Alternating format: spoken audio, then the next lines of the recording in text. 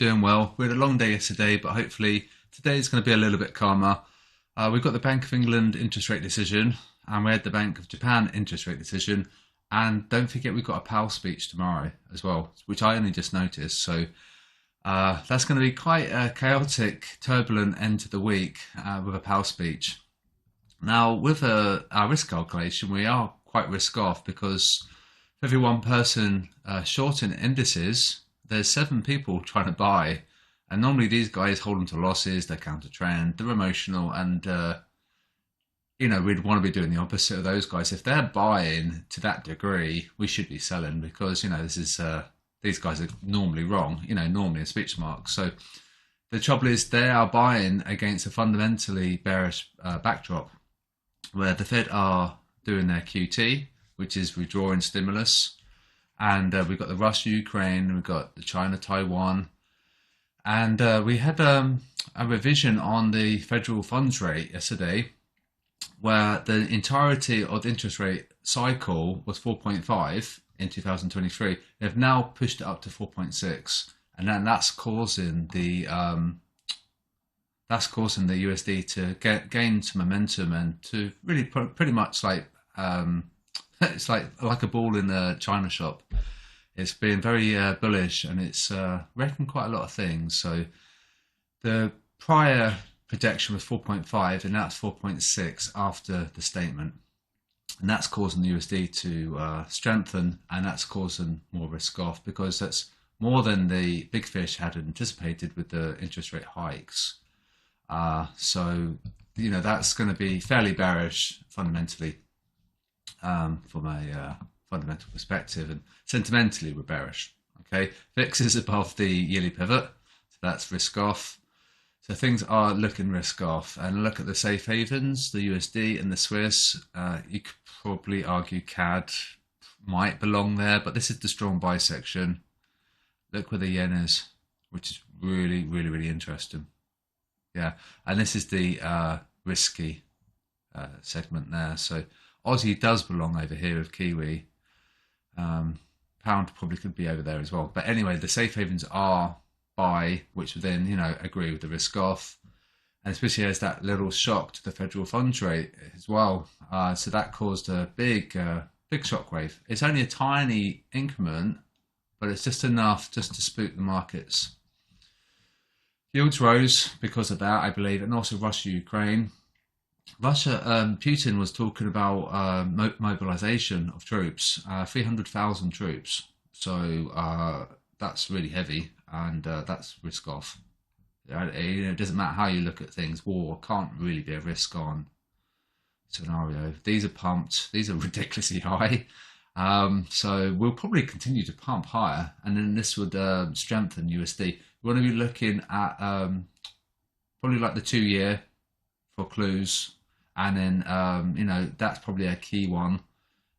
This is representing what the Fed do near term, and this is just to do with inflation expectations and things. So we can see Fed policy if whether or not the market likes what the Fed are doing by the movement of the shorter dated yields, and if these spike, they don't like what the Fed are doing, and then it's going to be risk off. So ideally we have this low and this high, but currently I think we might even get an overtake the 3-month to the 30-year, and then that is going to be risk off. Okay, and so the retail guys have they've shifted on UC, they shifted on UJ, they shifted on oil, EJ for a buy, AJ for a sell. Okay. Dollar strength, very, very, very strong technically. NU is the laggard and UC is the leader. Our trade of the day, oh God, I can't remember what it was. But anyway, I put it out, and yesterday's trade of the day was okay. It didn't really do much, but we had the FOMC, and we should expect some chart, but it is now going well. Yesterday's trade of the day, I just put a little chart into Discord, and it would probably be okay technically. Sentimentally, it's fine. Technically, it's in a good spot because we've got some demand below, and it's looking like it was testing demand, and we're probably going to bounce higher. And yeah, it's quite bad. I can't remember what it was, but I did post this into Discord. I just need to remind myself what it was. And so there's the membership tiers that if you want to join, there's the link, and there's a premium tier as well. So you can just click that. And also, by the way, I'm tired because I did a really, really long day yesterday. So that's the reason I can't remember what this is. I just posted it about 10 minutes ago. So this is the SSI snapshots. There's a 21 moving average pointing down on the S&P. This is probably going to act as a resistance. You can see how it was a fairly decent support, and then we broke below tests. We did rally above by a lot, and then we're back below. So we're probably going to have some resistance there again. You can see how we stand. S&P is a sell, UK 100 is as well, US 30 is, German 30 is as well, France 40 is. So the indices are all sell. And so yeah, this is where they went long. They went long on this big candle. The next hour it dumped, and it's just a pure punishment mode on the S&P. I was saying just now is that I'd be quite surprised to see this continue into free fall. I think it might come up a bit higher in order to sell off, because you could probably argue it doesn't really justify a massive sell off back to back. We might want to retrace higher than sell off, and and also we won't get a crossover for a few hours. When the two lines cross, we won't get that situation arise for a few hours. Likewise, this is not going to cross for any time. It's going to take several hours on this because the distance between the two is quite great. We might come up a bit and then sell off, but we want to be doing, looking at the sentiment. Definitely, dynamic was a sell, as you can see. All right. And DAX, we could maybe make in a channel here potentially, and where would be a sell up here. It might not be a great idea to sell where we are, but this is fake because they've gone long, and so this candle shouldn't be going up. So if you're quite clever about your entry, you might be okay, but it should be a sell up there technically. Sentimentally, this is probably phony, and then it's probably due to fall. And we've had our London Open 7 minutes ago. So I'm going to do a quick 2-minute video covering indices, and maybe a look at the trade of the day as well. And we'll have to see how we go. Oh, I remember what it was now. Yeah, I remember the trade of the day. Yes, that's fine. Yeah, that's fine. Yeah, I know what that is. It's based on the average bubbles. Yes, yeah, that's good. I kind of I needed to remember what that was, and I remember it now. So where are we? Yeah, so, gold. Yeah, so they went long. They get very, very much paid on that, which I took advantage of just because I saw it just ramp up, and I was doing some trailing stops, up and up and up and up, and up it went. So it shouldn't have come up, but of course there was, the federal funds rate, and we had the Powell speech, and, we did continue to fall. So quite naughty, but it happens, and things do overlook the sentiment as well.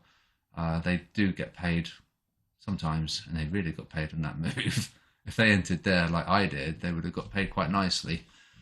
Stop loss cluster update. Now the largest stop loss cluster was AU, but they're taking those stops out now. So the next target is EA, and it's above at 149.71.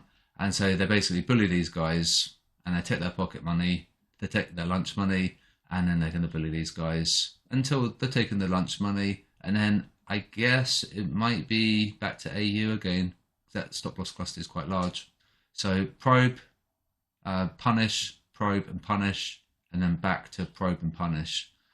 So it's really horrible. But, AU should be falling because of the agreement of the static and dynamic. Okay. And EU, NU, gold. And dollar CAD should be rising, dollar yen should be rising, if we look at the static and dynamic. Failure rate's low, so I would wait. I put a little statement out onto Discord to say to wait, because this is too low, it's not good. The trap's was being placed, and we don't want to be involved in that trap mechanic because it would be nasty. We'd want to wait for this to get much higher, and then we have the confidence that we're not going to be trapped. This is a trap mechanic, and we don't want to enter when we're below 50%. So for those who took the trade of the day, wait for that to get higher. Okay, it's really important. And this is a global picture of the failure rate. Okay, so GN was our trade of the day. It resulted in a 20 pip loss. We could have held it, but that's fine. We just take the intraday view. But you can see how we had some support, some demand here. And we're probably going to continue higher because we're risk off. And this pair will do well in a risk off environment because the Kiwi is riskier than the pound. So if we have a risk off scenario, there's not going to be much allure, like much attraction for the Kiwi. They're going to sell the Kiwi, and the pound will appreciate over the riskier of the two. And that's how that works. So risk off, this will dump, NZD, but pound NZD will rise because the Kiwi will fall. Okay, and so that's could have been good if you held it. To be honest with you, I didn't take the trade yesterday because of the Fed and the FOMC. So neutral is dollar Swiss, so that's of note. Everything else is extreme, and it has been for ages. Economic calendar, BOJ and BOE, and then we've got high severity data from the US, and then we've got the Powell speech tomorrow. So you need to be aware of that, especially if you're trading anything, because it's going to be moving the markets a lot. And keep calm, always trade safely. Have small sizes, know your exit, you'll be fine. And don't hold on to your drawdown like the retail guys. They were into humongous drawdown on some of their crosses. And unfortunately, it's going to go up to punish those guys just because that's how it works. It punishes the retail herd, and you don't really want to be in the retail herd majority. So I'm going to wrap up now, and we're going to look at a 2-minute video on the indices. So just be careful, and I'll be back tomorrow.